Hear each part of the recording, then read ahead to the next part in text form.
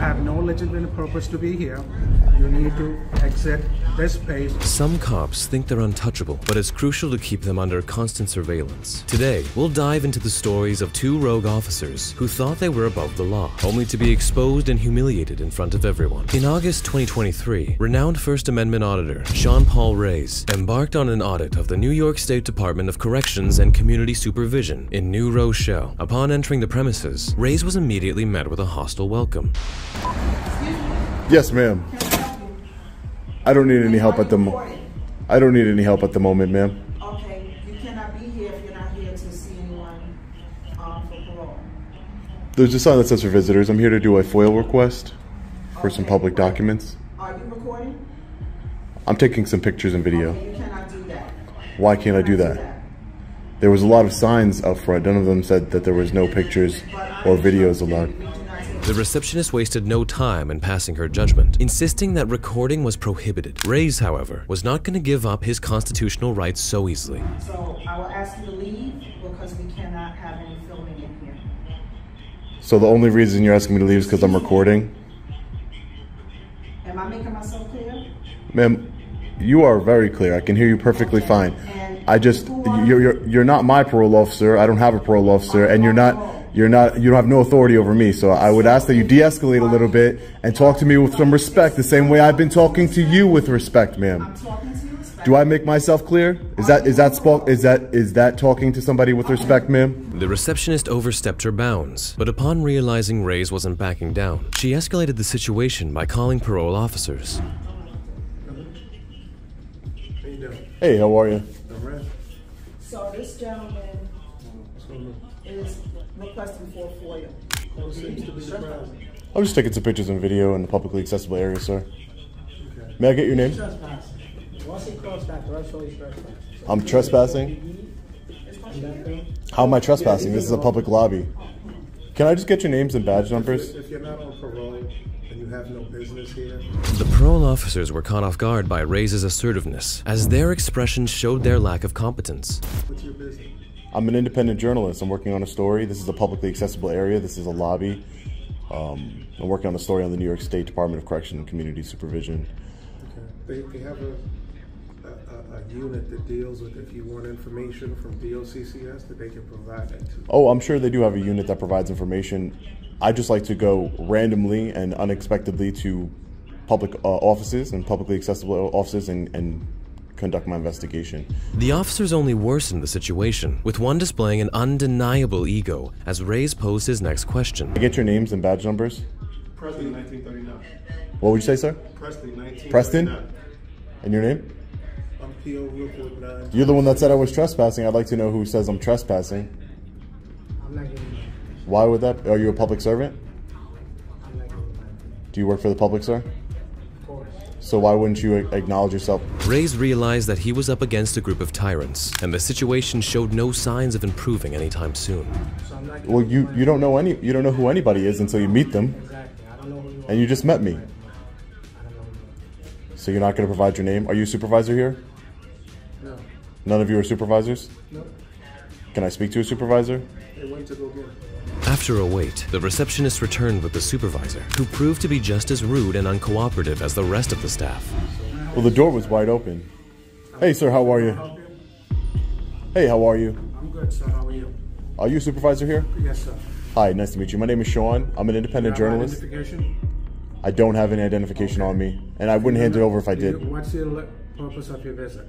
So I'm an independent journalist. My name is Sean. I'm here to exercise my First Amendment right, just to gather some information. I'm working on a story on the New York State Department of Corrections. The supervisor insisted on obtaining Reyes' ID, despite lacking any valid reason for such a request. At this juncture, the situation was growing increasingly challenging. I wasn't aware that I needed to carry ID, sir. You're in a government building, in a law enforcement building. Do you have identification? I wasn't aware I was obligated to Answer carry the question, identification, sir. Do you have identification? No, and if I did, I wouldn't give it to you. Identification. No, and if I did, I wouldn't give it to you, sir. I haven't broken any laws. The supervisor disappeared momentarily, only to reappear with a clear agenda, showing no regard for fairness or reason. Do you you have identification with you? You asked me that several times already, sir, not. and I don't. And if I did, I wouldn't give it to you. You have no legitimate purpose to be here. You need to exit this space. You may stand outside. Otherwise, you will be arrested. For what? Okay? Trespass. This is a public You building. have no legitimate business here. Please leave. My legitimate business is asking questions of government officials. I'm here to ask We do not questions. speak to the media. I can give you a number that you can call. Reyes found himself being trespassed from a public building, a clear indication of the corrupt supervisor's lack of understanding of the law. This was just the beginning of the escalating tyranny. Please exit Okay, the so can you building. grab me the I will number? give it to you. Please exit the building. All right. I'm just going to take some pictures of these There's publicly no- accessible. I need you to exit the building. Sir, now. this is a small lobby. I'm just here to Excuse grab me. some content for Sir, my story, and then I'll be on my excuse way. me. Okay? I need you to leave the building. And I Do you will as understand? soon as I'm done No. conducting my lawful I- business, no, sir. You have no lawful business here. I do, Please, sir. no. You have not produced identification as requested by me. I'm the supervisor in this building. I don't have to I provide need you to- identification. Okay, then you have to leave. With each passing minute, the supervisor's hostility grew, and his demeanor indicated his intellectual defeat at the hands of the auditor. Maddie's on the phone with them now. Yes, Presley, get him on the phone. There's no need to waste law Sir, enforcement's please time. exit the building. This is a constitutionally protected activity. You have to leave. This Are you is law a enforcement? Yes. You're in law enforcement? Yes. Please exit the building. You have no legitimate. So you're saying purpose if I to don't be- exit the building, you're going to arrest me? you will be arrested. Please exit the building. And your name is? My name is Officer Koshin. Koshin?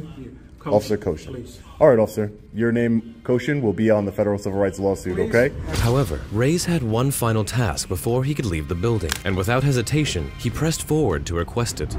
And your name? You have refused to And your name? provide any documentation. I'm asking Please one of your officers their Please name, leave. and they're not providing their They do name. not have to answer you.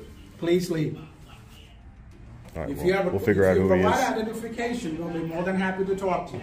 I will So send because that. I will don't give have you a identification, number. you're not Please leave. going to talk to me? Please leave.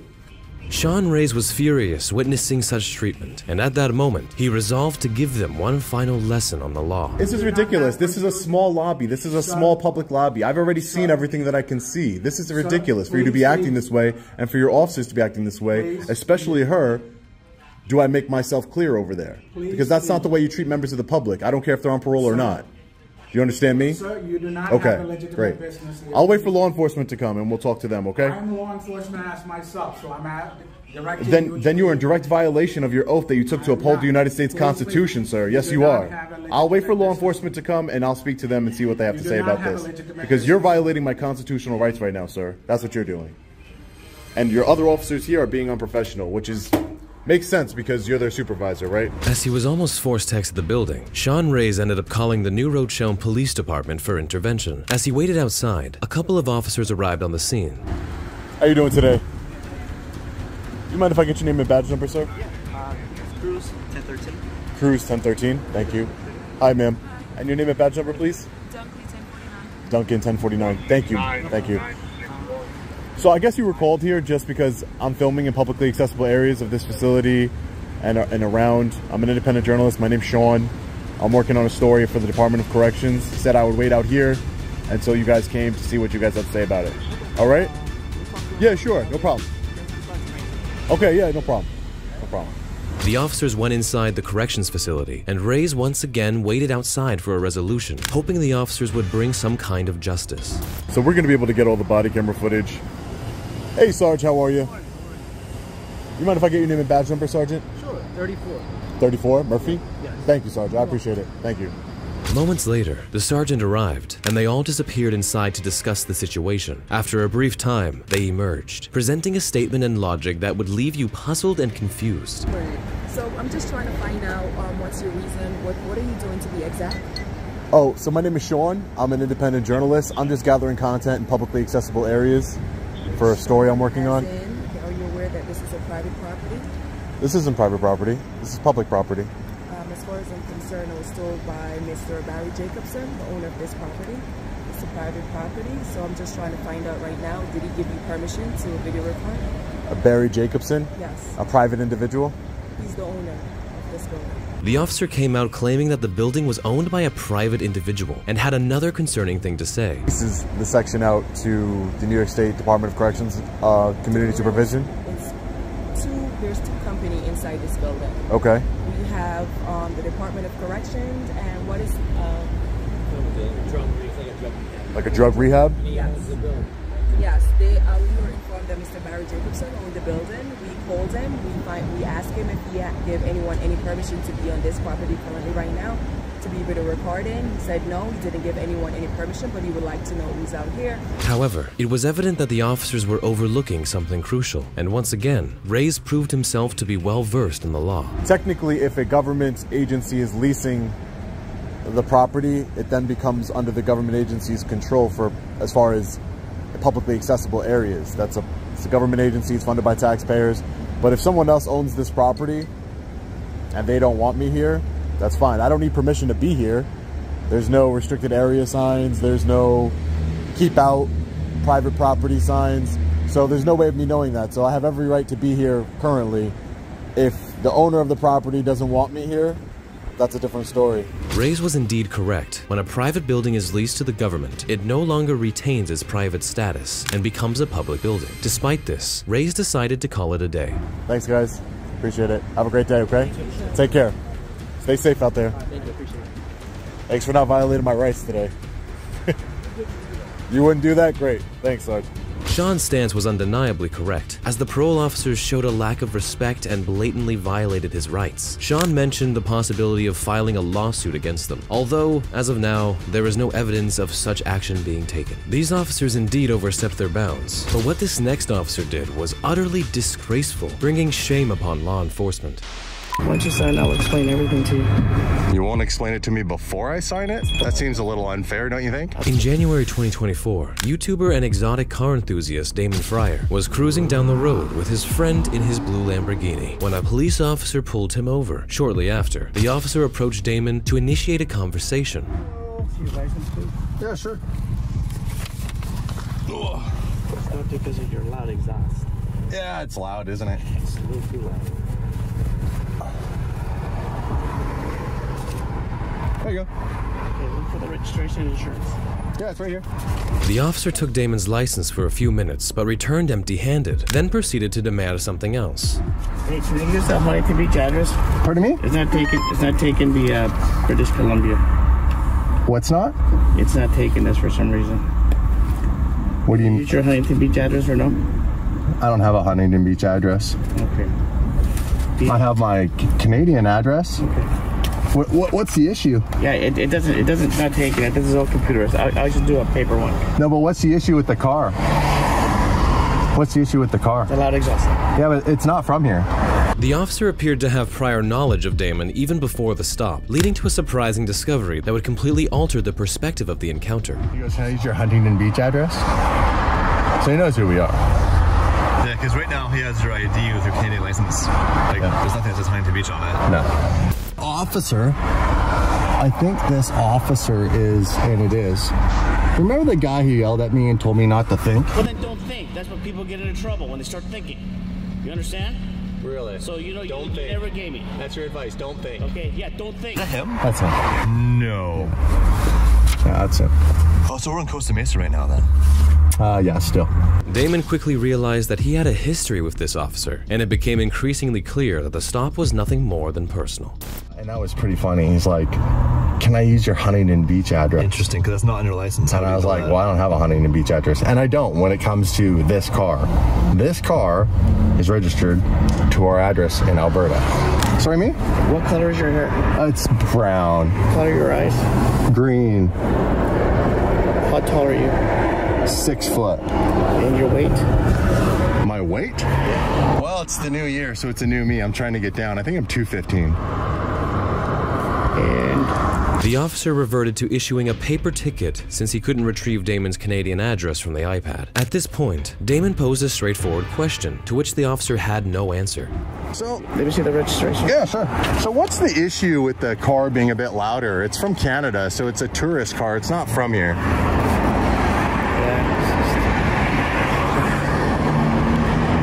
So what would the ticket be for?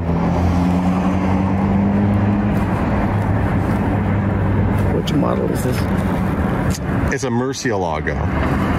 The officer blatantly ignored Damon's questions, displaying a sense of entitlement that suggested he felt above being questioned. Undeterred, Damon posed another question, this time about their earlier confrontation. So what was interesting was you said, can you use my Huntington Beach address? I don't understand that. Is this vehicle registered to you? It's registered to the corporation in Alberta. So it's an Alberta car. It's got Alberta plates. You saw that, right? It looked covered. I don't know what state. Well, you know now it's got Alberta registration, yeah? Pardon me? This is part of the company? Yes. The officer showed no inclination to answer Damon's questions, and even refused to provide a reason for issuing the ticket. So what's the issue though? Like an out-of-state car driving here is just like a noise violation? What's the ticket for? 014 November. What's the ticket for? I'll show you when I get done with this. Oh, okay. Without admitting guilt, I need you to sign here. Yeah, so what's the ticket for? Once you sign, I'll explain everything to you. You won't explain it to me before I sign it? That seems a little unfair, don't you think? A loud muffler. Pardon me? Loud muffler. What? So, I don't understand though, I want to know the law. So, how is it that the law is... Please sign here, because you're kind of... Pardon? Damon grew increasingly frustrated with the officer's lack of response, but the officer remained indifferent and unapologetic, persisting with the same dismissive attitude. So, what's the ticket for? What's it? No, I understand that. So, is it a fine or do I... I'm warning you on the speed. So. Sorry, you're warning me on the what? Yes, I'll sign it, but I need you to explain to me what the... Recorded right now, okay, you're kind of delaying my duties to sign. No, I understand, but you're asking me to sign something I don't understand. Another officer had to come over to the scene, and both of them talked to him demanding an explanation for the stop. Can you explain the ticket to me? He's asking me to sign but not saying what the ticket's for. He's asking questions but he's not explaining it. I just got here, so I have no idea why he pulled you over. I literally just driving down the street, saw he's out here, so I just... Appreciate that. Maybe go talk to him because now he's walked away. I just want to know what I'm signing. He won't explain it to me. Meanwhile, the primary officer returned, but despite Damon's persistent inquiries about the reason for the arrest, it appeared that the officer had no interest in communicating. I just want to know what the ticket's for. You're saying loud exhaust, but I want to know, like, okay, so is it a fine? I don't understand. The court handles that. No, I understand the court handles that, but I need to understand, if you're pulling me over, why have I done anything wrong if I'm from another country? Like, my car is legally allowed to be here. When I come here, I'm not told it can't be a certain loudness, it can't be a certain thing. So you're saying something's wrong with my car, I did something wrong, and I'm asking you, okay, can you turn the radio down a little? So I can hear it. I can't hear it. It's hard to have a conversation with you if you want to give me a ticket for something. The situation grew increasingly tense as the officer stubbornly refused to provide any reasoning. Adding to the frustration, Damon remained unsure of what he had done wrong. Are Canadian cars not allowed to come here? Really? Like, you're not going to answer any of my questions? So I'm reading right here, code, loud muffler, speed visual estimation. So what's the speed visual estimation? What, pardon me?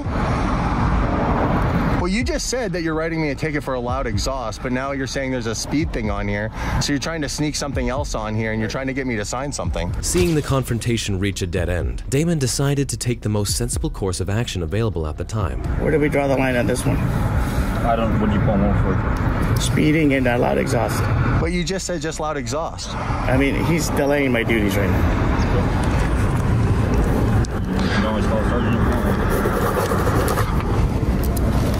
You have until the 25th of March to take care of this. The officer was later identified as Officer Torres, and his demeanor throughout the altercation was entirely unprofessional. That's why Damon decided to head over to the Costa Mesa Police Department to file a complaint. I've had a traffic situation with Officer Torres. Okay. Officer Torres and I have had history. Okay. He pulled me over today, explained that he pulled me over for loud muffler. The officer showed much more empathy and patiently listened as Damon explained the bizarre treatment he received from Officer Torres. He knew the car, knew who I was before he even pulled me over. Because there's no information on my driver's license or on my car that would suggest that I have a Huntington Beach address down here. Okay. So right away, he's basically telling me indirectly, I know who you are, I know your car's down here at this location. With you at some point. Very, very good assumption, right? Okay. So he's essentially targeting me on some level. And then on top of all that, he wrote on the ticket when he was trying to get me to sign it that I was speeding, a visual estimate, which he wouldn't verbally tell me what the ticket was all for. I could see there was a whole bunch of stuff on it. He was holding it up higher, so I couldn't really see. Like, he wasn't holding it like this, he's holding it like this. Kept trying to get me to sign it. Damon found himself backed into a corner as he explained how Officer Torres had an entirely different motive behind issuing the ticket. He's targeting me, so I don't know if it falls into the harassment category because I haven't seen him in years, but he knows who I am. Like, he personally targeted my vehicle today. Thank you. What's your name? So prior to stopping you, I guess what I'm trying to understand is what you're alleging is that prior to stopping you, he knew that it was you behind the wheel of the car? Yep. That's why Damon decided to file a complaint. It wasn't about the loud muffler, rather, it was the harassment tactics and complete disregard for communication that drove him to take action. Just to be clear, the complaint I'm filing a complaint for lack of communication. He was being purposely vague, so I'm professional on some level, targeting me, borderline, obviously harassing me because I've had a run-in with him in the past. That's all, that's why I'm here. Had he not written a speeding ticket, which my business partner and I both know is bullshit, I wouldn't even be here, all right? My car's loud, I get it. I'll pay that fine. Anything else? Nope, that's it. All right. Thank you for taking it. You were very good. Thank you. Thank you.